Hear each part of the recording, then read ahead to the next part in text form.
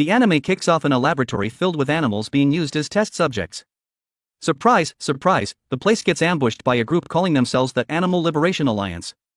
The police show up to ask what these guys are up to, but quickly realize their gear is just cheap toys compared to the heavy artillery the masked youths are packing. Completely outclassed, the cops immediately receive a warning: don't move, anyone who steps out of line is toast. One of the intruders even claims he almost shot the wrong person, then apologizes profusely, saying he was so scared he nearly wet his pants. Right after that, the group successfully rescues all the animals in the lab. Before taking off, one guy boasts loudly that this alliance will put an end to the cruel experiments here. However, mid-hype, a member yells, "Wait, hold up a second, something is wrong." They find a baby chimpanzee that's been shot, gasping for air and covered in blood. Furious, they think this is also part of the experiment. Just as they are about to curse, they realize the chimp is having a miscarriage. If they don't act, both the mother and baby are done for. But life isn't a dream. Their teammates report that the cops have been called, and they need to skedaddle immediately. Desperate, one young man decides to carry the chimp with him, dropping a philosophy bomb that he can't leave a fragile life in the hands of people who treat animal protection laws like toilet paper. Scene change to a hospital. The delivery is a massive success, and the baby is born healthy. After examining him thoroughly, the doctor discovers the baby is a limited edition item, a cross between a chimpanzee and a human, called a human-zee. The anime then drops some lore about the world, mentioning that in 1850, Charles Darwin published On the Origin of Species and all that. Fast forward a few years, we meet Hannah, the woman responsible for raising the main character, Charlie, the hybrid youth. She is worried sick because her son disappeared into the woods and is about to be late for school. Hannah screams his name until Charlie appears, calling her mom and calling the guy next to her dad. Turns out Charlie was adopted when he was tiny and treated like their own biological child. Hannah tells him to respect everyone and tone down his behavior, no more swinging from branch to branch like usual. The dad asks if he's scared for his first day of school, but Charlie is nonchalant, believing today will be awesome. When they get to the school gate, Hannah worries again, asking if he's okay. They decided to send him here so he could have a normal life, make friends, and study like any other comrade. Before saying bye-bye, the mom tells him to behave, while the dad reassures his wife, telling her to trust their precious son. Just stepping into the school, Charlie steals the spotlight immediately. Rumors fly faster than fiber optic internet, people start calling him the Ape-man. Things get even more lively when they find out he's the son of Dr. Grossman and a chimpanzee. Curiosity levels max out when they learn he once visited the White House. Ignoring the noise, Charlie remains polite to everyone in class, treating the whispers and staring eyes like air. In another development, a group of girls thinks Charlie is super cute, saying if he had Instagram, he'd have 1 million followers. One girl suggests inviting Charlie to their group for some virtual living photos, and the whole group agrees. But a boy is scared, saying he'll pass, because he read somewhere that chimps can lift 300 kilograms, so if you mess with him, you're wrecked. Later, a bunch of students gather to watch the drama because a cat is stuck high up in a tree. The branch looks like it's about to snap. Some kids even suggest calling an ambulance or the TV station for the drama. Suddenly, a girl appears trying to be a hero and save the cat. Everyone tells her to stop showing off, but she ignores them. Her name is Lucy, known as the school nerd. Everyone watches to see if she can actually do anything. The cat is panicking, hesitant to trust humans, but then crawls closer. Suddenly, Lucy slips, but luckily she manages to hang onto the branch. The students below yell at her to get down, saying falling would be super embarrassing in front of everyone. The problem is the branch starts cracking, and Charlie, with ears like radar, spots the danger from afar. In a split second, he leaps through the window, catching both Lucy and the cat before tragedy strikes. The whole crowd is jaw-dropped, pulling out phones to record for TikTok because it was too magical. Before Lucy can even thank him, Charlie drops a calm line saying the cat is fine, then hands it back to her. That scene leaves everyone stunned. Some say he really looks like a chimp. One boy can't process it, saying a normal chimp couldn't even do that. This Charlie guy is like a creature from another universe. The scene shifts to the cafeteria where Charlie is eating lunch. Lucy gathers all her courage to ask if the seat is taken. Charlie hesitates a bit, then says sit wherever. Sitting down, Lucy brings up philosophy to chat, asking about a philosopher's question: what is it like to be a bat? How does a bat view the world? She concludes that to know, you have to turn into a bat. Charlie understands her point, tells her to ask away. Lucy confesses she wants to know if being a hybrid feels cool and if he sees life differently from normal people. Charlie replies that he always asks himself what it feels like to be human. Lucy is as happy as if she won the lottery, asks to be friends, and Charlie closes the deal. Then she explains she presented Charlie's situation to the school board to find a suitable place for him. Just then, 2 girls run up asking for a photo with Charlie. He says okay. They see his plate is full of veggies, asking if he doesn't eat meat. Charlie says he doesn't know if he ever has since his parents are vegan, so he just follows along. Suddenly, a guy named Aussie appears with a jerk attitude, starting to mock Charlie. The girls try to stop him, but Aussie is aggressive. The reason is his family's business is slow lately or something, so he's grumpy. Aussie drops a trap question: if you vegans love animals so much, if a rat with a terminal disease bites you, and only one life can be saved, what do you do? Charlie replies savagely, I kill the rat. Aussie is dumbfounded, saying he thought vegans considered rat lives equal to human lives. Charlie replies, if I don't kill it, I die, right? Aussie starts screaming for the whole village to hear, saying that in the end, vegans are no different from meat eaters. A blonde guy tells Aussie to get lost. Charlie ends the debate with the line, if you were the one with the disease, I'd send you to the scoreboard too. The group is shocked to the core by that answer. After school, Charlie sees his mom waiting, but upon seeing her, he turns his face and walks straight away. Lucy decides to tail Charlie, finally finding him kneeling to save a butterfly about to be eaten by a spider. Seeing that, Lucy is surprised and extremely impressed. Moments later, Charlie's mom arrives. He pretends to say he was just taking the spider's food away, but his mom rushes him, saying someone is waiting at home. As they leave, Lucy watches from afar, realizing Charlie is truly a gentle good boy. She says nothing. Just smiles secretly. Scene shifts to Charlie sitting in the car with his mom. She asks if the first day of school was fun. The boy looks clueless, like he doesn't understand the question. Then she asks if he made friends, hoping he didn't spend all day swinging on trees. Charlie says no, and the mother and son go home in silence. Next, the scene makes a hard turn to a location blown to bits, injured people everywhere. At the scene, there is a drawing of a monkey face and the signature of the alliance that caused the attack. Right after, we see a group celebrating the bombing. Someone mentions there might have been children at the scene, but the boss doesn't care. To them, this is just the beginning. War has been declared. And in war, there is no pity. Collateral damage is a daily occurrence. The boss steps up and asks how many animals were saved. The minions report they only have info on humans. Going crazy, he screams that only animals deserve pity. According to his logic, animals are born only to suffer and die at the hands of humans. Hearing this, the members start crying, sympathizing with the boss's pain. Later, a guy brings news. He says the explosion is viral on every web front and social network. Then he holds up a photo of Charlie and concludes, this kid is the next target. 15 years have passed, no more waiting. We must capture him at all costs to continue the war. End of episode 1. If you found this addictive, like and subscribe to the channel to wait for the next part. See you next week with the developments of this anime. Bye bye. Scene cuts to a group of boomers sipping iced tea on the sidewalk, peek via Hey style. They're asking each other if they've caught that viral clip yet, you know, the one with that half-human, half-ape hybrid kid looking like a budget King Kong. The internet's dubbed him Charlie, aka the Ape-man, and word on the street is he's attending some low-key, mid-tier school nearby. But the real tea is that the Animal Liberation Alliance is making a comeback.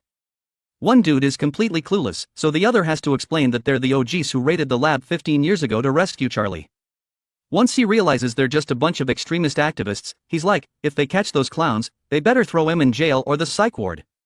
Both of them start wheezing and laughing their heads off. While the boomers are busy laughing, a mom and her family head out, but she realizes she forgot her hat. Her daughter volunteers to run back and grab it. She finds the hat, then boom! A bomb goes off, nuking the shop with the poor girl still inside. The mom starts screaming and sobbing, ready to dive into the fire, but a guy holds her back because the area is dangerous as F. The news spreads faster than a toxic ex changing their relationship status. People are already blaming vegan terrorists. Right on cue, the ALA drops a video claiming responsibility. They explain their acronym and send a keep that same energy message to the meat eaters and animal exploiters, telling everyone to listen to the cries of species oppressed by humans. At school, the students are thirsty for drama, stalking government notifications on their phones. The mastermind is definitely the ALA. The teacher tells everyone to put their phones away and focus, but literally nobody is paying attention.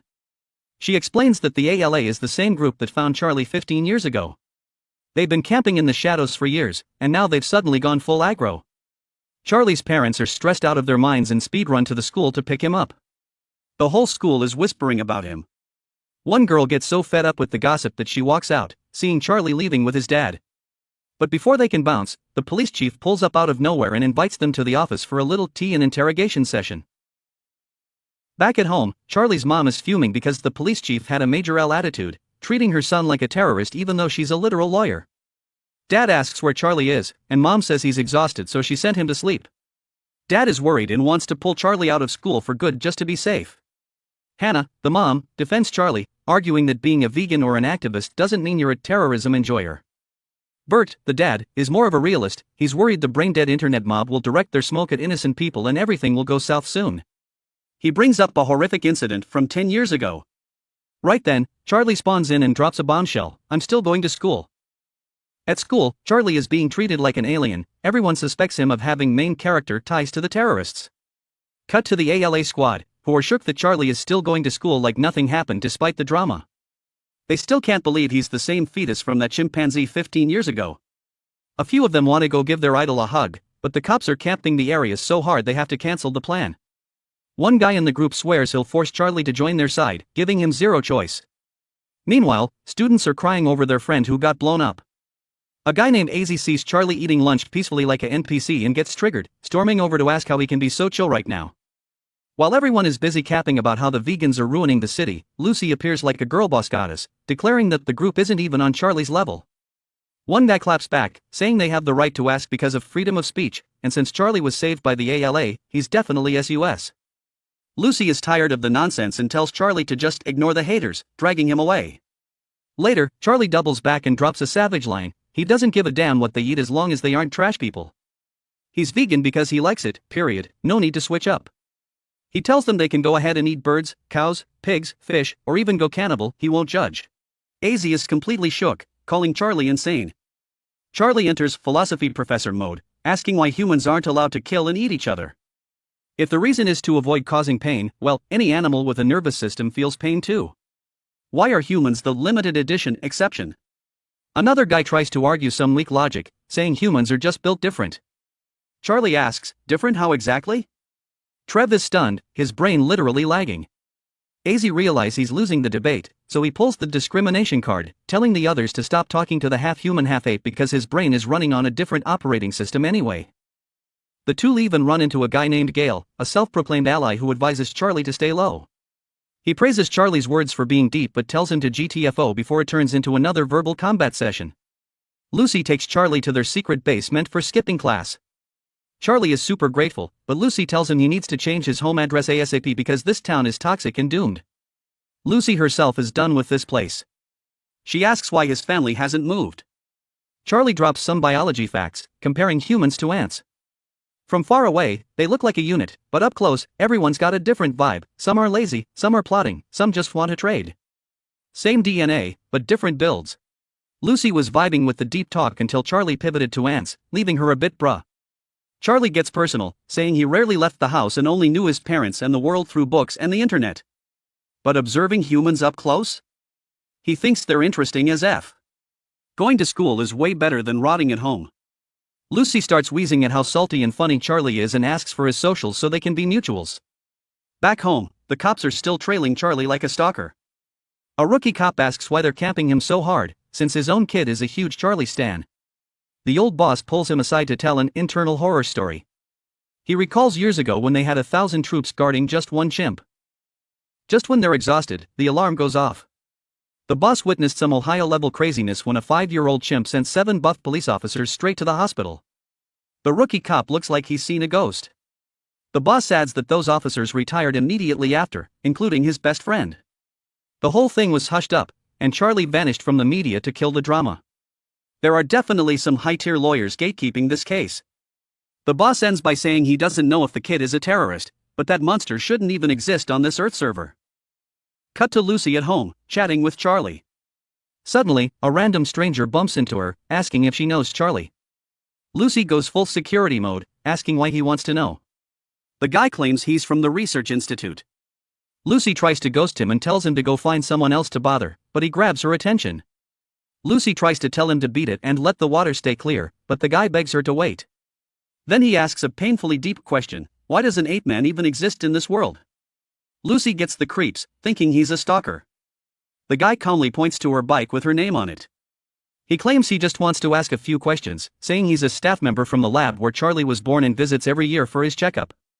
The guy asks if Charlie's been valid lately. Lucy honestly spills the tea, saying the reformists at school are giving him a hard time and the drama is overflowing. But Charlie is just unfazed by the chaos, not giving a single thought to the nonsense.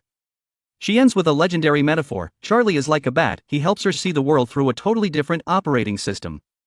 The guy nods, impressed by the answer, and then vanishes into thin air. Back at home, Lucy tells Charlie about the weird encounter. Charlie says he doesn't know the dude, but confirms he actually does work at the institute, predicting he'll show up again tomorrow. Scene shifts to Charlie's house. Mom sees him on his phone and asks who he's spilling tea with. Charlie says it's a friend. Hearing the word friend, Mom is over the moon, like, OMG, my son finally stopped being a shut-in and joined society. She's dying to know what the young couple is talking about. But she remembers she has to respect his privacy, so she tries to keep it low-key and doesn't ask to see. Charlie is totally chill about it, telling her she can look if she wants since he's got nothing to hide. The next day, Lucy gets carried to the lab. The big boss there asks her about the mystery man she met yesterday. After Lucy describes the guy, the big boss drops a reality check, stating firmly that the institute has 0 employees like that. Oh snap, it was an imposter. Things are getting sus. After that, Charlie's dad invites Lucy over for dinner because Charlie's foster mom is curious to meet the legendary friend. While they're having a good time, the dad asks if she wants to meet Eva. Lucy is confused, asking which neighbor is Eva? Charlie deadpans that she's his biological mother. When they get there, Lucy is shook to the core, her mouth wide open as she discovers the shocking truth: the mother chimp, Eva, is still very much alive. What's up, squad? Episode 3 of the Darwin incident just dropped, let's get into it. While that extremist group ALA is out here plotting to kidnap Charlie for their political clout, our human-Z main character is just vibing, using his big brain and muscles to dodge every curveball life throws at him. The higher-ups finally set up a fated meeting between Charlie and his biological mom, Eva the chimp. Everyone expected some tear-jerking reunion, but Charlie stayed cold as ice. He straight up told them that to him, Eva is just a female chimp who gave birth to him, 0 mommy issues, 0 emotional connection. But real talk, Eva's life has been a total tragic protagonist arc, monkey version. When she was a baby, hunters snatched her up and sent her parents to the lobby permanently. After that, she was traded like a Pokemon through various zoos and circuses across Europe before landing a permanent spot at a bio-research lab in California. That's where the director at the time, Dr. Grossman, realized Eva had infinite IQ. She could understand abstract concepts and was even out here writing poetry. Grossman's obsession with her was so extra that the staff started whispering that the boss had a crush on a chimp. But then came the ultimate plot twist: Grossman wasn't just playing around, he went full mad scientist. He secretly used gene editing tech on himself and Eva to spawn Charlie. After the attack 15 years ago, Grossman pulled a disappearing act, deleting all the data before ghosting everyone and leaving behind the mystery of why he created this hybrid species. Lucy, being an innocent soul, asked if they could just ask Eva directly, but director Fowler explained that the birth fried Eva's brain permanently. Now she's got lower stats than a regular chimp and has to stay in the lab forever. However, right before the group bounced, Eva suddenly arranged some alphabet and number cards into a cryptic sequence. Fowler brushed it off as a random glitch, but with that female lead intuition, Lucy is convinced this mama chimp is trying to drop a prophecy. Putting the sadness aside, Lucy accepted Bertie's invite for dinner at Charlie's place. Hannah, the lawyer mom, was radiating future mother-in-law energy, giving Lucy a warm welcome and serving up a massive vegan feast. Lucy was enjoying the vibes while Hannah low-key interrogated her about how Charlie's been doing at school. Mid-meal, Lucy dropped a total philosophy bomb by asking the parents if she should go full vegan. She was wondering if being vegan is healthy and moral, and if that's why those ALA terrorists are acting out. Hannah immediately set the record straight: this house doesn't force anyone to eat grass, and using violence to make people eat veggies is a major crime. That's when Bertie stepped in with some main character wisdom. He told Lucy that if going vegan makes her conscience feel clean, she should just go for it, maybe start small with 1 meal a day or week. The point is, doing something is better than doing nothing. He also kept it 100, admitting that eating salad doesn't automatically make you a saint. In this modern world, basically every product we use is low-key linked to animal sacrifice, so humans can never truly escape the exploiter label. He dropped a legendary truth bomb: since everyone is an animal abuser in some sense, vegans have 0 right to act holier than thou or judge others. Sounds pretty black-pilled, right? Lucy got worried and asked what the point of being vegan even is then. Bertie just gave a chill smirk and said we don't need to be saints, but we aren't cold-blooded killers either, we're just regular NPCs trying to level up and be slightly better humans. That big brain explanation totally cleared Lucy's head and removed all the mental blocks she had about Charlie's foster family, regardless of the ALA terrorists moving mad outside. After that cozy dinner, Lucy realized she'd been a total noob for thinking vegans were just a bunch of grumpy, old-fashioned boomers. Turns out, Charlie's fam is actually chill AF, just like normal people. With a full stomach and good vibes, Lucy excitedly headed upstairs to check out Charlie's room, completely unaware that level 82 of her life's struggles was literally camping outside. The ALA Suicide Squad, aka the Animal Liberation Alliance, was already lying in wait. The boss issued a cold-blooded order: delete everyone except Charlie. His plan was to make Charlie taste ultimate loneliness so he'd have zero support system left and would be forced to join their terrorist group. Even though the boss warned them that Charlie once sent 7 cops to the hospital, the henchmen, who were literally former US Army majors, just laughed it off, thinking catching a monkey would be light work. But they were majorly capping. With hearing that's 10,000 times more crack than a human's, Charlie heard the lock clicking. He lunged out and yelled to alert his foster dad, Bertie. Dad's reflexes were insane. He snatched a kitchen knife off the island and parried the first sneak attack like a pro. At the same time, another goon rushed upstairs to finish Lucy. In a split second, Charlie grabbed Lucy and yeeted her straight downstairs to get her out of the line of fire, even if the move looked a bit like tossing a sack of rice. The combat officially popped off. Charlie jump-spun and landed a flying kick right to the face of the guy downstairs, leaving him completely dazed. Just as Lucy landed like a fallen fruit, the other guy charged in, thirsty for blood. But Charlie wasn't having any of it. He faced them with "it's your trash energy." The guy got triggered and tried to throw hands, but Charlie put him in a lock immediately. The other goon saw his buddy struggling and tried to make it a 2v1, thinking they could jump him. But Charlie's moves were straight out of a Bruce Lee movie. His reflexes and parries were smoother than sunsilk. Seizing the moment, he used his foot to yank the rug, sending both goons flying, before backflipping to his parents. Charlie told his mom, Hannah, to call the cops and report 3 intruders. This specific detail made the boss, who was still lurking outside, absolutely geek out. He was hyped because Charlie is so big brain. Even though he only saw 2 guys inside, he deduced there was a third one camping outside. He swore right then he'd catch him and keep him at all costs. Knowing the cops were closing in, the boss cut the power, leaving the whole house pitch black. Using the darkness as a smokescreen, the assassins vanished into thin air. By the time the lights flickered back on, they were long gone.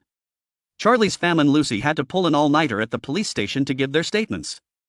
Worst luck ever, the pro robbers had fried the security system, so the cameras caught 0 footage. The cops basically checked out and labeled it a generic, botched robbery homicide. But the drama didn't end there. Lucy's mom, a total single mom Karen archetype, stormed into the station. Seeing her daughter almost get deleted because of her ape-man ties, the mom went full nuclear, banning Lucy from ever breathing the same air as Charlie again. She roasted Lucy for lying about being at the library when she was actually out hanging with a monkey, and even threatened to sue the school. Finally, she literally dragged her daughter home, leaving Charlie's family completely stunned. A while later, Charlie headed back to school because his foster parents figured there was safety in numbers, especially since the police were officially trash tier at protecting them. At school, Lucy had to ghost Charlie in public, only dare messaging him to meet up on the DL at the park during lunch. During their secret date, Lucy explained that her mom is a school board member, a literal nepo mom with major clout, and she's pressuring the school to kick Charlie out. To save his spot, Lucy had to pinky promise her mom she'd cut him off. From now on, they're basically guerrilla-style besties. Even though the attack was over, Lucy was still traumatized. Seeing her stress out, Charlie innocently asked if anxiety just means worrying about bad stuff in the future. He was like, "But we're safe right now, so why not just wait for the bad stuff to actually happen before we stress?"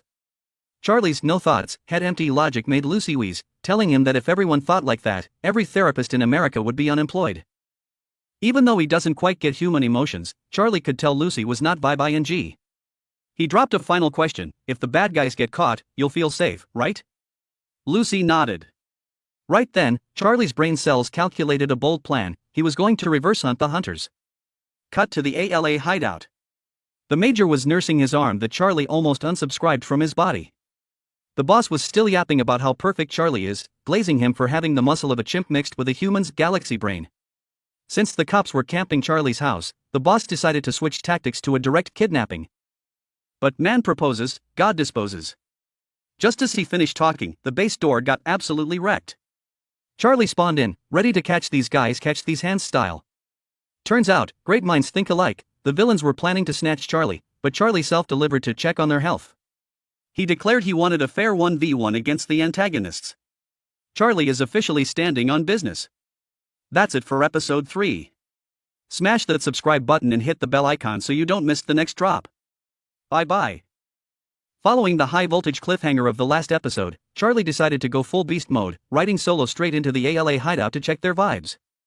As soon as they met, Charlie cut straight to the Chazino cap, no stalling. He bluntly declared, "You clowns attacked my house and made my foster parents and my rumored girlfriend Lucy suffer enough. So, do me a favor and walk yourselves to the police station to turn yourselves in, before I have to actually put hands on you." The lieutenant, a total boomer snake in the terrorist world, started sneaking his hand behind his back, trying to pull a piece for a dirty play. He was pressed, wondering how Charlie even tracked down this rat hole. Charlie, unfazed, entered Detective Conan mode to explain. Turns out, since they were wounded but too scaredy cat to hit a real hospital, there was only one underground spot in this middle of nowhere town selling black market antibiotics. Charlie just camped there, spotted the first SUS-looking guy, and trailed him all the way home. Not done yet, Charlie dealt a psychological damage blow by saying identifying them was easy as pie. Everyone has a unique gait, and your walk literally reams of gunpowder and sketchiness. I caught your terrorist frequency instantly. Then he dropped the ultimatum: 1, you turn yourselves in. 2, I use physical intervention to leave you permanently paralyzed and then drag your bodies to the precinct myself. Pro tip: don't be stupid enough to pull a gun. If I accidentally slap you too hard, don't go crying that I'm the villain. Hearing this infinite IQ analysis mixed with Charlie's overwhelming aura, the villains were low-key shaking, their faces turning pale. Knowing they had zero chance of winning against this monster, they played the delay card, faking an agreement to get in the car and turn themselves in. In the car, the tension was suffocating, peak exam room energy. Charlie turned to the boss and asked a fatal question: "Why did you plan to delete my whole family the other day but left me as the sole survivor?" Getting to the heart of the matter, the boss started his multi-level marketing, gaslighting routine. He told him, "Because you're limited edition, a one of one. You aren't an ape, and you definitely aren't a human.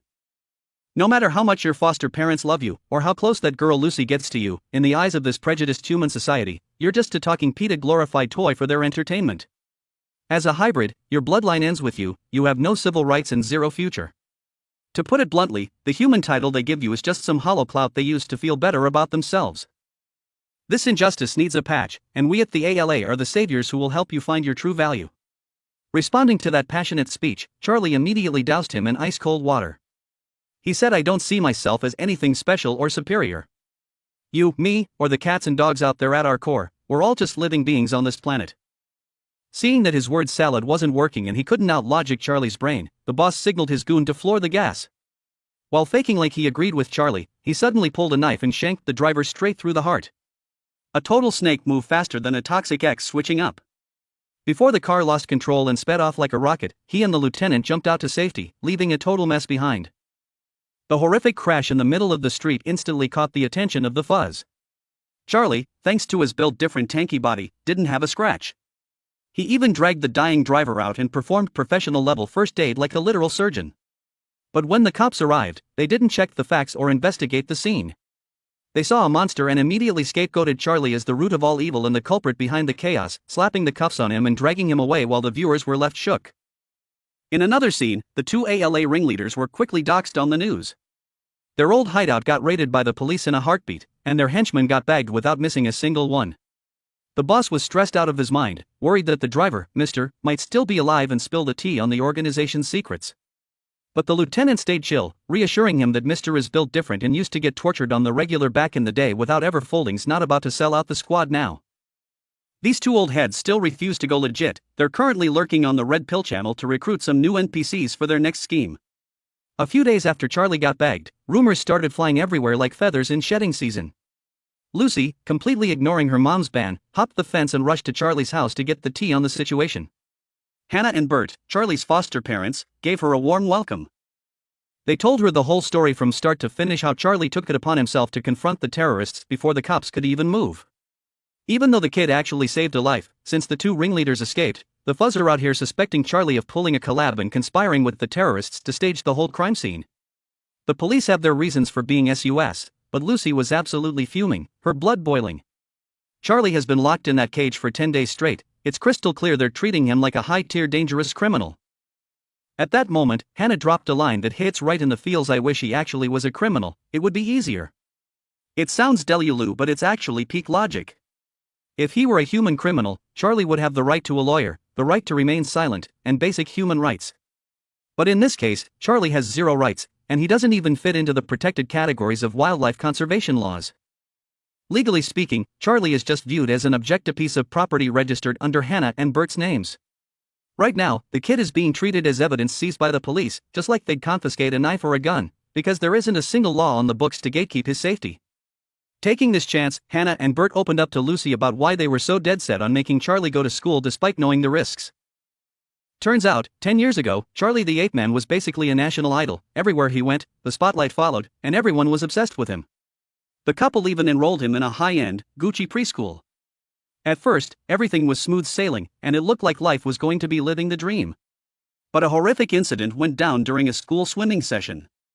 Some low-IQ kids were acting up and decided to play a prank by holding Charlie's head underwater. Survival instincts kicked in, and Charlie entered slaughter mode, using physical force that left those kids absolutely wrecked.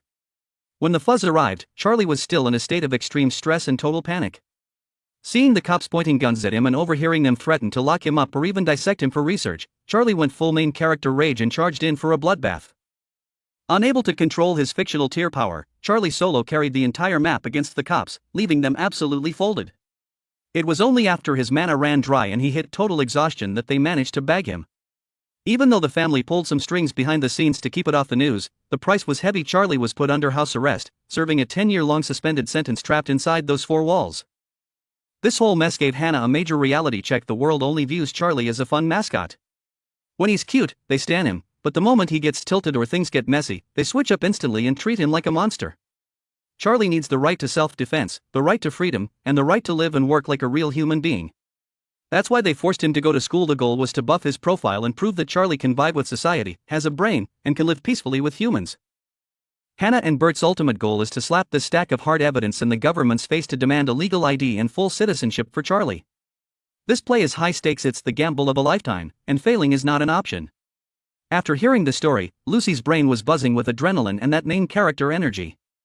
She made a bold declaration: "I'm benching my mom's orders right now. I'm joining the squad to fight for ape-man rights.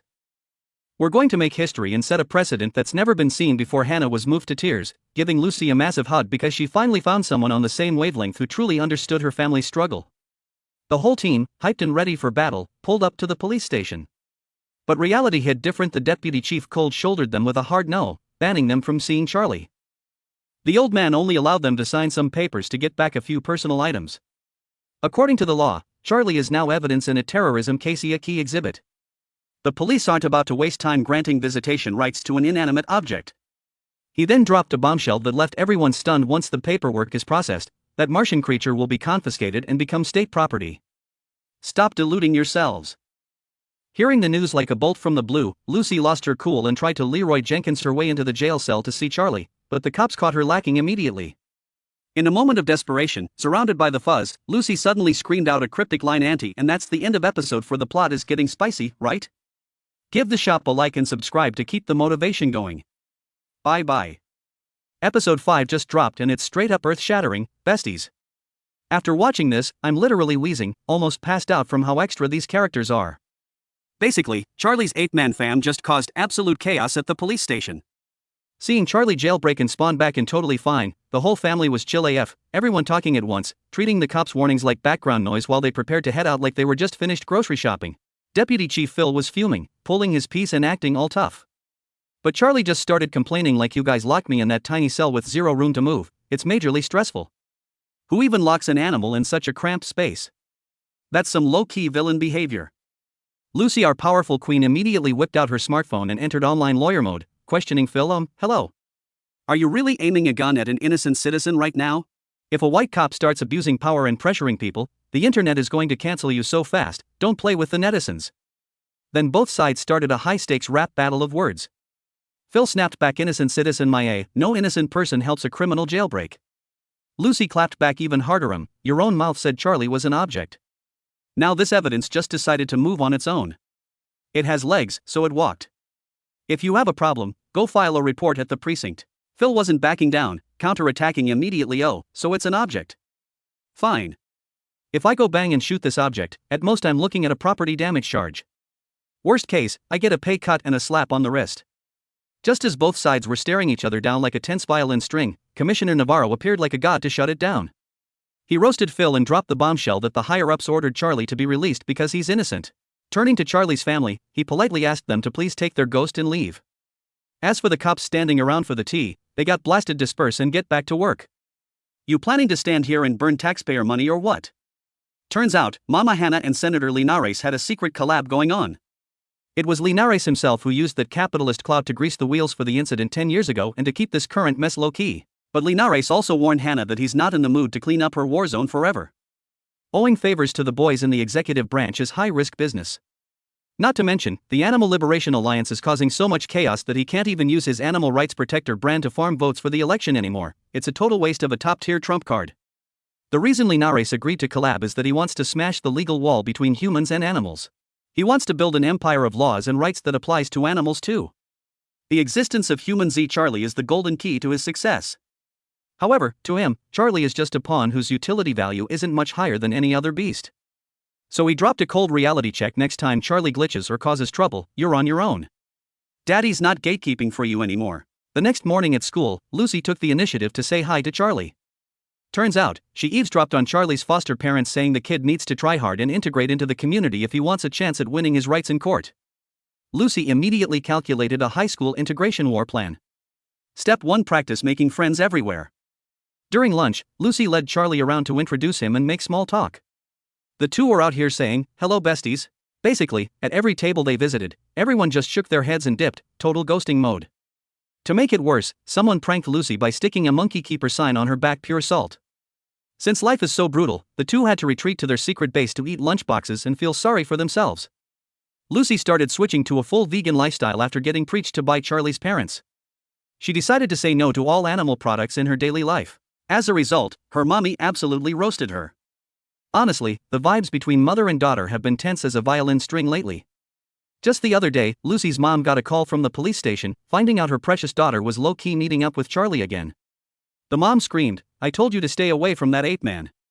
Lucy, acting like an online biologist, immediately corrected her mom, "Actually mom, he's a chimpanzee, not a monkey. Those are two completely different species, it's basic knowledge."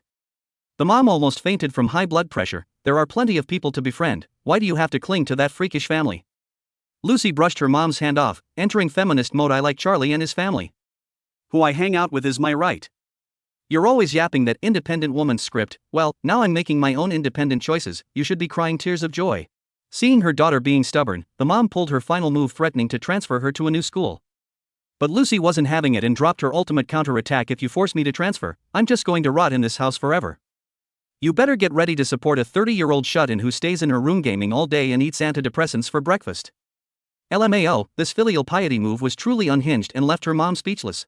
Putting the family drama aside, Lucy was determined to execute the Get Friends for Charlie campaign, and the target this time was girls. Her logic was that the guys at school are all toxic and over-competitive, while girls appreciate sweet talk. Lucy started training Charlie: next time you see a girl, just give her a compliment like, "Those earrings really suit you." Guaranteed you'll farm some major good vibes. That afternoon, the two spotted two classmates, Mia and Kayla. Lucy invited them to join a literature project group while winking at Charlie to apply the flirting lesson. Charlie opened his mouth and declared loudly, "Kayla, your ears look very beautiful." The two girls were terrified, thinking, is this creep planning to cut off my ears for his collection or what? Lucy scrambled to fix the situation. "Wait, it's just a slight cultural difference, don't take it personally." Before she could even finish explaining, Charlie zipped up to the roof of the high-rise building like Spider-Man. Turns out, a baby bird was about to fall, and the parent birds were too scared of the strangers to get close, so Charlie climbed up to save the day. The act was heroic and main character vibes, but Charlie's bizarre behavior absolutely spooked the two girls, and they bolted out of there. Lucy is officially done with life, feeling like the whole world is dodging them like the plague.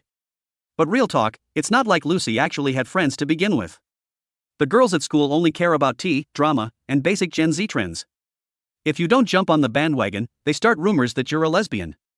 And the guys are even worse, they're either body shaming or they're total weeboos who only care about gaming and anime. So, Lucy just chose the hermit lifestyle to keep her sanity. Charlie asked, "So that basically means you haven't integrated into human society either, right?" Lucy denied it, saying, "Going to the same school is just because it's close to home and we're the same age. Finding a soulmate in this place is harder than catching a shooting star, it's literally a miracle." Charlie followed Lucy's logic and dropped a lethal line, "Then doesn't that prove I don't need any other friends besides you?" After hearing that, Lucy's face turned bright red. Charlie added, "The law doesn't strip anyone of their human rights just because they don't have friends, so it's fine. Lucy felt like she just got hit with a brain-opening jutsu facts. Screw what people say. As long as we have each other, we're vibing. Then the two of them started laughing like maniacs in the middle of the schoolyard. The people around them looked at them like they were aliens, but Mia and Kayla were there too, and they had never seen Lucy look that happy before. Actually, those two didn't think Charlie was a terrorist, they were just scared of catching his freakiness. But seeing Lucy be so 0fs given, they suddenly thought it was actually kind of badass. So they pulled a U-turn and took the initiative to approach and join the squad. Congrats to Charlie and Lucy on making new friends.